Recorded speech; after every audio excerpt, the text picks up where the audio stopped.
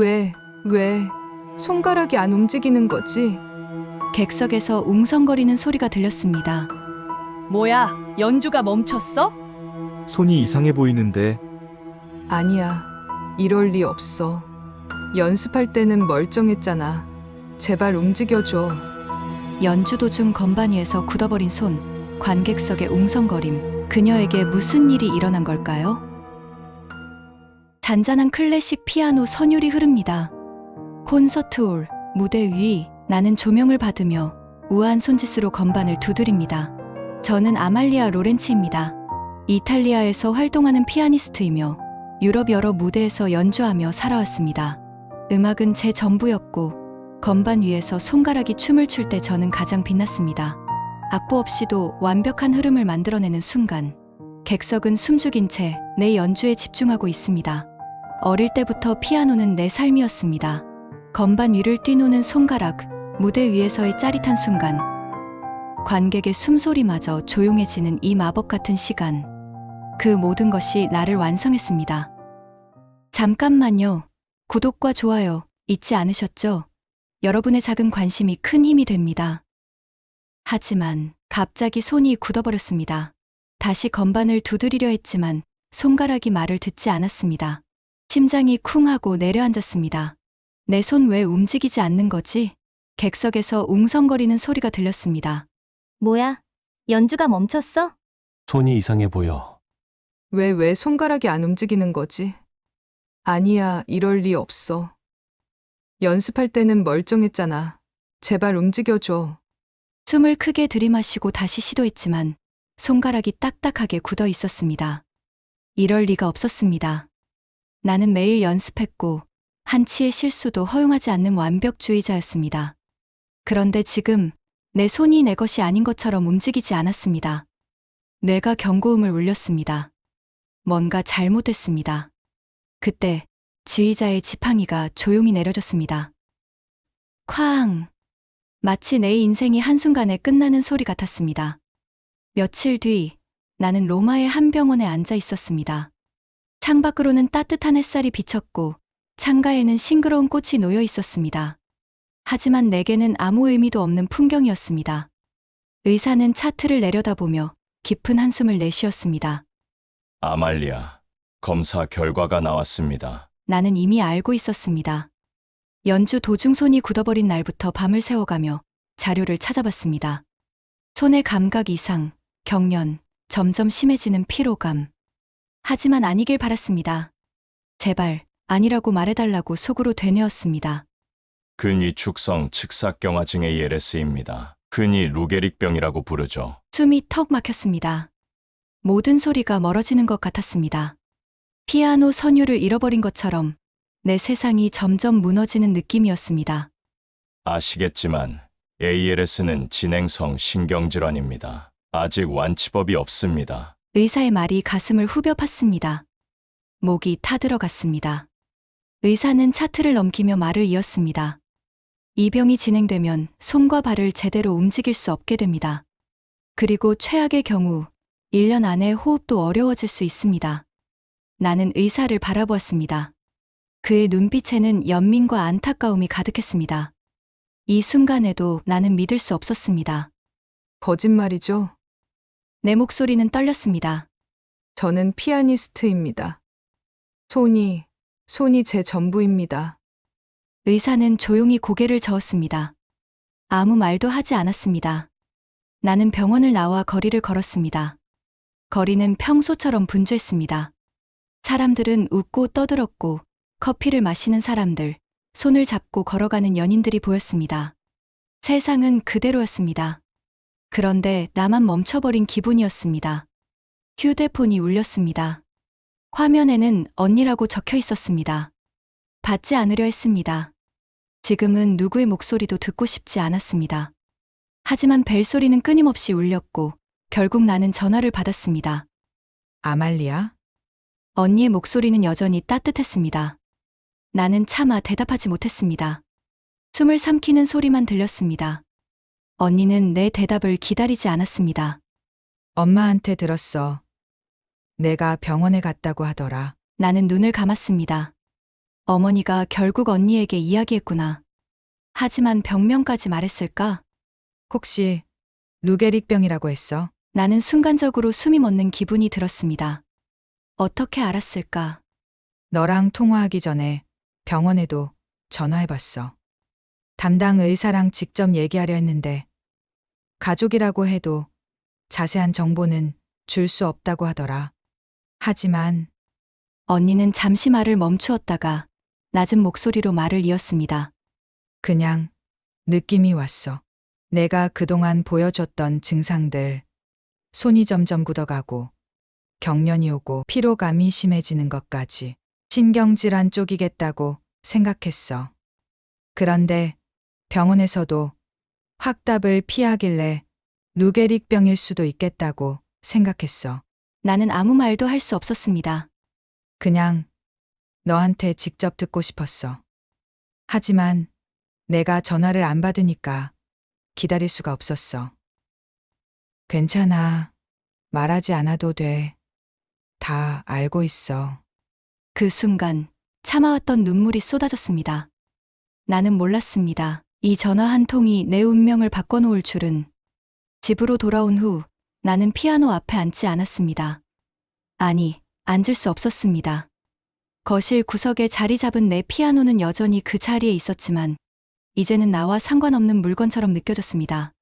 손끝에서 느껴지던 건반의 감촉, 연주할 때마다 온몸을 휘감던 전율, 모든 것이 꿈처럼 멀어져 가고 있었습니다. 나는 피아노 앞에 서서 조용히 건반을 바라보았습니다. 손을 들어 올리려 했지만 어쩐지 두려웠습니다. 만약 다시 손이 말을 듣지 않는다면, 만약 내가 2번 다시 피아노를 칠 수 없다면, 손을 뻗지도 못한 채 나는 피아노 뚜껑을 천천히 닫았습니다. 방 안은 침묵으로 가득 찼습니다. 나는 소파에 주저앉았습니다. 창밖을 바라보았습니다.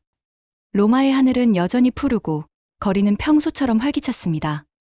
하지만 내게는 모든 것이 무의미했습니다. 병원에서 나온 이후로 모든 것이 변했습니다. 음식 맛도 느껴지지 않았고 음악도 듣고 싶지 않았습니다. 무엇보다도 가족들에게 이 사실을 어떻게 말해야 할지 막막했습니다. 어머니는 늘 내 연주를 자랑스러워하셨습니다. 아버지는 내가 피아니스트가 되는 것을 반대하셨지만 결국 내 선택을 받아들이셨습니다. 그리고 언니, 엘레나는 언제나 내 든든한 후원자였습니다. 하지만 이제 나는 무대에 설 수도 없고 피아니스트로서의 삶도 끝이 났습니다. 내가 이 사실을 받아들이기조차 어려운데 가족들은 어떨까 싶었습니다. 결국 나는 몇 날 며칠을 방 안에 틀어박혀 지냈습니다.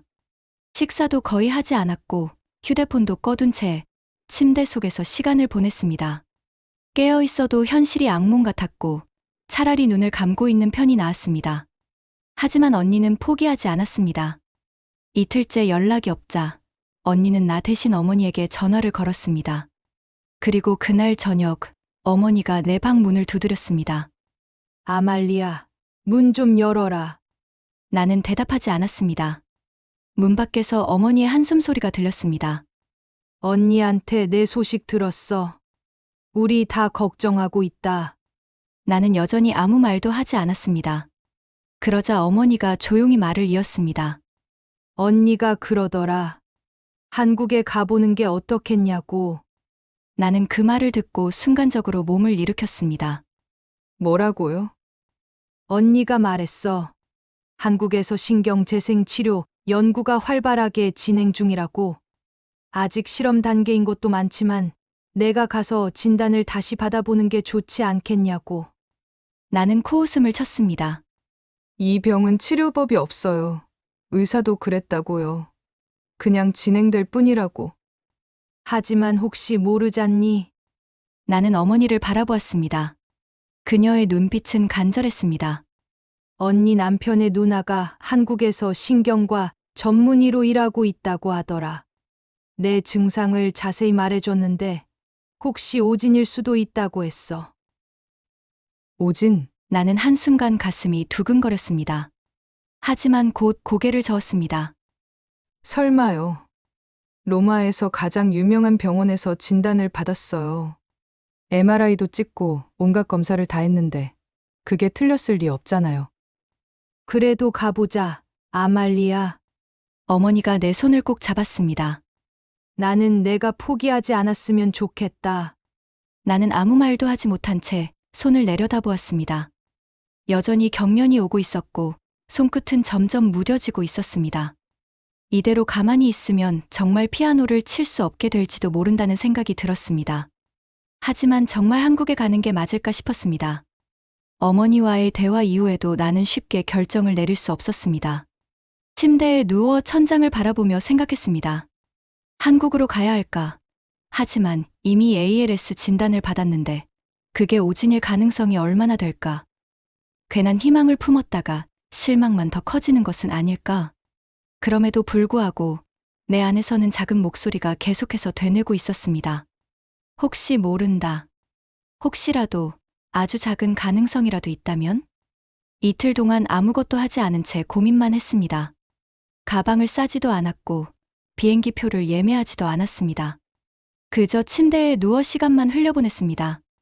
하지만 손가락의 경련은 점점 심해지고 있었습니다. 작은 동작도 힘이 들었고 컵을 들 때마다 손이 떨렸습니다.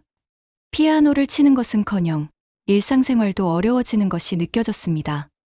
그러던 중 언니에게서 영상통화가 걸려왔습니다. 나는 몇 초 동안 화면을 바라보다가 결국 전화를 받았습니다. 언니의 얼굴이 화면에 나타났습니다. 언니는 피곤해 보였지만 여전히 단단한 눈빛을 하고 있었습니다.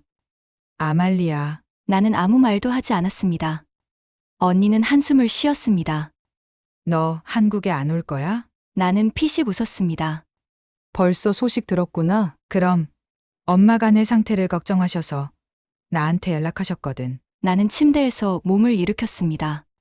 언니, 솔직히 말해봐. 내가 한국에 간다고 해서 뭔가 달라질까? ALS는 치료법이 없잖아. 그렇지. ALS는 아직 완치 방법이 없어. 언니는 내 눈을 똑바로 바라보며 말을 이었습니다. 하지만 내가 진짜 ALS인지 확신할 수 있어? 나는 순간 아무 말도 하지 못했습니다. 내 증상은 ALS랑 비슷하지만 자가면역 신경질환 같은 다른 병일 가능성도 있어. 한국에서 정밀 검사를 다시 받아보는 게 좋아. 로마 병원에서도 오진 사례가 종종 있잖아. 나는 고개를 저었습니다. 그럴 가능성이 얼마나 되는데? 확률이 중요한 게 아니야. 아말리아. 언니의 목소리가 단단해졌습니다. 중요한 건 내가 이대로 포기할 거냐는 거야. 나는 아무 대답도 하지 못했습니다. 언니는 잠시 침묵을 지키다가 다시 입을 열었습니다. 남편의 누나가 한국에서 신경과 전문의로 일하고 있어. 내가 내 증상에 대해 얘기했더니 가능성이 있다고 했어. 한국에서는 신경 재생 치료가 활발하게 연구되고 있어. 당장은 완치가 어렵더라도 증상을 늦추거나 개선할 가능성이 있대. 나는 손을 내려다보았습니다. 내 손가락은 천천히 떨리고 있었습니다. 언젠가 완전히 굳어버릴 손가락. 내가 직접 와서 검사를 받아봐야 해. 최소한 우리가 할 수 있는 건 다 해봐야 하지 않겠어? 나는 한동안 가만히 있었습니다. 나도 내가 이 병을 치료할 수 있다고 장담할 순 없어. 언니가 덧붙였습니다. 하지만 한 가지는 확신해. 넌 지금 너무 두려워하고 있다는 거. 나는 숨을 삼켰습니다. 한국에 온다고 해서 모든 게 해결되는 건 아니야. 하지만 최소한 내가 할 수 있는 걸 다 해보고 나서 결정하는 게 맞지 않겠어? 나는 조용히 창밖을 바라보았습니다. 언니의 말이 맞았습니다. 나는 지금 두려웠습니다. 새로운 희망을 갖는 것이, 그리고 그것이 깨질까봐 두려웠습니다. 하지만 가만히 있으면 내 상태는 악화될 뿐이었습니다. 나는 조용히 입을 열었습니다. 비행기 표를 예약할게. 언니의 얼굴에 미소가 번졌습니다. 이미 예약해뒀어. 나는 다시 손을 내려다보았습니다. 떨리는 손가락을 꽉 쥐었습니다. 비행기 표를 예매한 후에도 나는 실감이 나지 않았습니다. 한국으로 떠난다고 해서 무언가가 달라질까? 여전히 확신할 수 없었습니다. 하지만 가만히 있어도 아무것도 변하지 않는다는 것만은 알고 있었습니다. 출국 당일, 어머니는 이른 새벽부터 내 방에 들어와 짐을 다시 확인하셨습니다. 나는 침대에 앉아 가만히 가방을 바라보았습니다. 여행 가방 속에는 온몇 벌과 필수품, 그리고 가장 최근의 의료 기록이 들어 있었습니다. 어머니는 가방을 닫으며 조용히 말씀하셨습니다. 아말리아, 잘 다녀와라. 나는 무겁게 고개를 끄덕였습니다. 출국장으로 향하는 길은 낯설게 느껴졌습니다. 로마 공항은 여전히 붐볐고 수많은 사람들이 바쁘게 움직이고 있었습니다. 나는 조용히 창가에 앉아 비행기 표를 손에 쥔 채 깊은 숨을 들이마셨습니다. 정말 가는 게 맞을까? 떠나기 직전까지도 머릿속은 복잡했습니다. 하지만 이내 탑승 안내 방송이 들렸고 나는 마침내 자리에서 일어났습니다.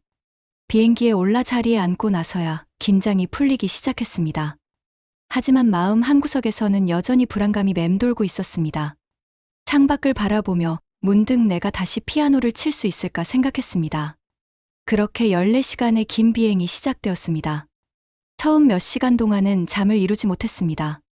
기내식도 거의 손대지 않았습니다. 몸이 점점 무거워지는 느낌이 들었습니다. 피로 때문인지 병 때문인지 구분할 수 없었습니다. 한국이 가까워질수록 심장이 점점 빨리 뛰었습니다. 과연 내게 기적이 있을까? 비행기가 인천공항에 착륙할 때쯤 손끝이 유난히 차갑게 느껴졌습니다. 비행기 문이 열리고 나는 천천히 입국장으로 걸어 나갔습니다. 사람들의 말소리가 희미하게 들렸고 공항의 밝은 조명이 눈부시게 느껴졌습니다. 그때였습니다.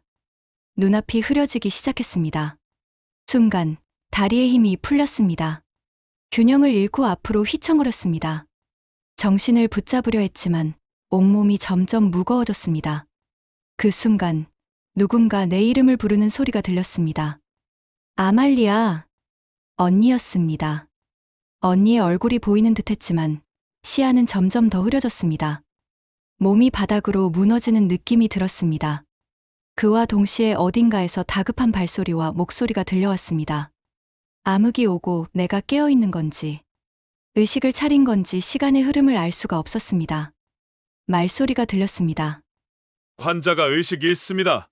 혈압 저하, 산소 포화도 89%. 누군가 내 손을 잡았습니다. 괜찮아. 아말리아, 나 여기 있어. 하지만 그 목소리를 끝으로 나는 다시 깊은 어둠 속으로 빨려 들어갔습니다.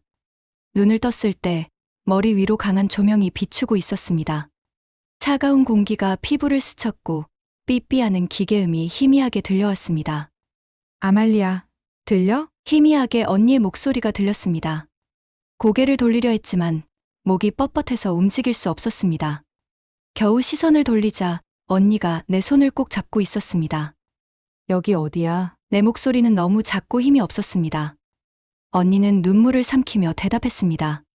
서울대병원 응급실이야. 내가 공항에서 쓰러졌어. 혈압이 급격히 낮아지고 산소 포화도가 떨어졌어.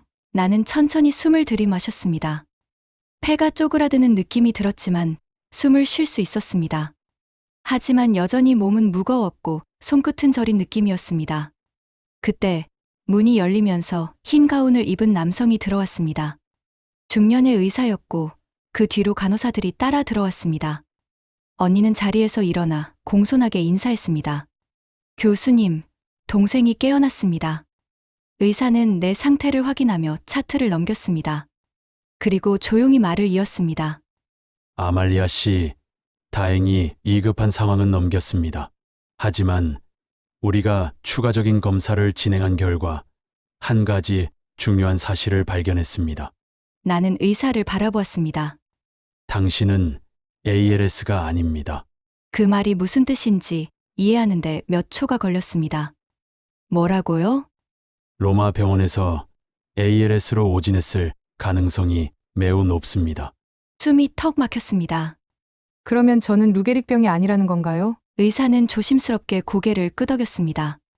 여러 검사를 진행한 결과 당신은 근위축성 측삭경화증이 아니라 자가면역 신경질환, 즉 중증근무력증MG를 앓고 있는 것으로 보입니다. ALS와 초기 증상이 유사하기 때문에 종종 오진되는 경우가 있습니다. 나는 아무 말도 할 수 없었습니다. 중증근무력증은 신경과 근육 사이의 신호 전달이 원활하지 않게 되는 질환입니다. ALS처럼 계속해서 악화되는 병이 아니라 조기 치료를 받으면 상태를 호전시킬 수 있습니다. 머릿속이 복잡하게 얽혔습니다. 그러면 저는 피아노를 다시 칠 수 있는 건가요? 의사는 차트를 덮고 내 눈을 똑바로 바라보았습니다. 치료가 잘 진행된다면 충분히 가능성이 있습니다. 그 말을 듣는 순간 뜨거운 눈물이 흘러내렸습니다. 하지만 기쁨과 안도감이 채 가시기도 전에 의사는 차트를 다시 살펴보며 신중한 표정을 지었습니다. 하지만 당장은 주의가 필요합니다. 무슨 뜻인가요? 언니가 먼저 물었습니다. 중증근무력증은 조기에 치료하면 개선될 가능성이 높지만 환자의 상태가 얼마나 빠르게 호전될지는 예측하기 어렵습니다. 그리고 의사는 한 장의 스캔 결과를 내게 보여주었습니다. 거기에는 내 신경계와 관련된 여러 수치가 기록되어 있었습니다. 현재 상태로 보면 환자분은 단순한 근무력증이 아니라 중증도 높은 전신형 MG로 보입니다. 일반적인 경우보다 근육 약화 속도가 빠르게 진행될 가능성이 있습니다. 그게 무슨 의미죠? 나는 불안한 마음으로 물었습니다. 의사는 조심스럽게 설명을 이어갔습니다. 다행히 ALS처럼 신경세포 자체가 점점 사라지는 것은 아닙니다. 하지만 환자의 면역계가 신경신호 전달을 방해하는 항체를 더 많이 생성하는 것으로 보입니다. 따라서 치료를 바로 시작해야 합니다. 면역억제 치료와 함께 정밀한 맞춤 치료를 진행하면 기능을 최대한 회복할 수 있을 것입니다. 나는 깊이 숨을 들이마셨습니다. ALS가 아니라는 것은 분명 희망적인 소식이었습니다. 하지만 여전히 내 손가락은 내 뜻대로 움직이지 않았습니다. 언제쯤 다시 피아노를 칠 수 있을까요? 의사는 조용히 생각에 잠긴 뒤 대답했습니다. 개인차가 크지만 빠르면 몇 개월 안에 증상이 완화될 수도 있습니다.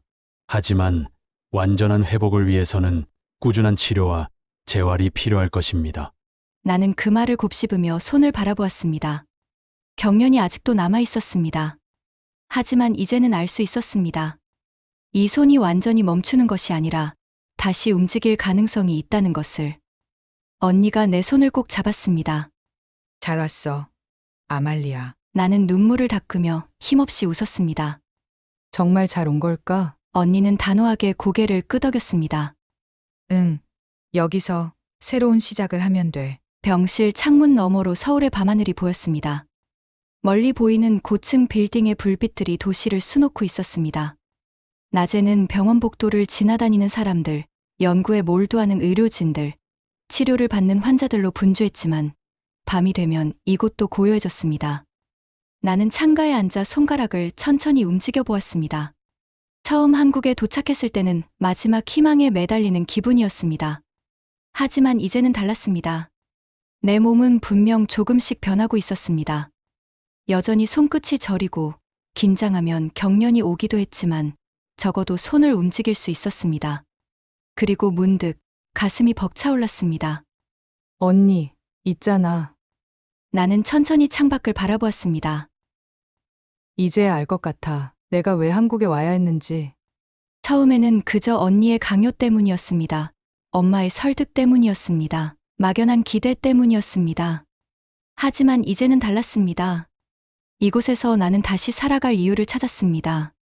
그리고 다시 피아노를 칠 수 있을 거라는 희망을 갖게 되었습니다. 나는 한국 의료진들에게 감사하는 마음을 전하고 싶었습니다. 이곳에 오기 전까지 나는 단순히 운명을 받아들이려고 했습니다. 유럽에서도 유명한 병원에서 진단을 받았고 그들의 말이 전부라고 믿었습니다. 하지만 한국은 달랐습니다. 처음 봉황에서 쓰러졌을 때부터 의료진들은 믿을 수 없을 정도로 빠르게 움직였습니다. 내 혈압과 산소 포화도를 실시간으로 체크하며 바로 응급처치를 진행했고 병원으로 옮겨지자마자 내 증상에 대한 정밀 검사를 시작했습니다. 단순한 검진이 아니라 환자의 희망을 놓지 않기 위해 끝까지 분석하고 연구하는 그들의 태도가 나를 살렸습니다. ALS라는 오진이 밝혀지고 중증 근무력증이라는 정확한 진단이 내려지기까지 단 하루도 걸리지 않았습니다. 병원 시스템은 완벽하게 정리되어 있었고 내 모든 검사 결과는 실시간으로 공유되며 의료진들이 함께 논의했습니다. 나는 깨달았습니다. 한국은 단순히 기술적으로 앞선 나라가 아니었습니다. 환자를 살리기 위해 끝까지 포기하지 않는 나라였습니다. 의사 선생님은 단순히 나를 치료하는 것이 아니라 내가 다시 피아노를 칠 수 있도록 만드는 것을 목표로 하고 있었습니다. 모든 치료 과정이 최적화되어 있었고 로봇 재활 시스템과 VR 재활 훈련을 통해 손의 미세 움직임까지 회복할 수 있도록 설계되었습니다. 나는 이곳에서 기적이란 단어를 처음으로 실감했습니다. 그럼 이제 한 가지 남았네. 뭐가? 언니는 병실 한쪽에 놓인 작은 전자 키보드를 가리켰습니다. 이제 연습을 시작해야지. 나는 키보드를 바라보았습니다. 병실 한편에 놓여 있던 그 작은 악기. 몇 주 전까지만 해도 눈길조차 주지 않았던 것이었지만 이제는 달랐습니다. 나는 조심스럽게 손을 뻗었습니다. 손끝이 건반을 가볍게 눌렀습니다. 조용한 병실 안에 작은 소리가 울려 퍼졌습니다. 이 모든 것이 가능해진 것은 한국 의료진들 덕분이었습니다.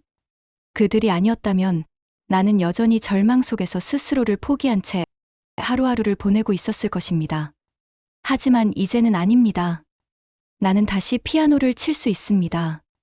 나는 다시 살아갈 수 있습니다. 한국은 내게 두 번째 인생을 선물해 주었습니다. 나는 피아노 건반 위에 손을 얹으며 조용히 중얼거렸습니다. 다시 시작할 수 있어. 오늘 사연 어떠셨나요?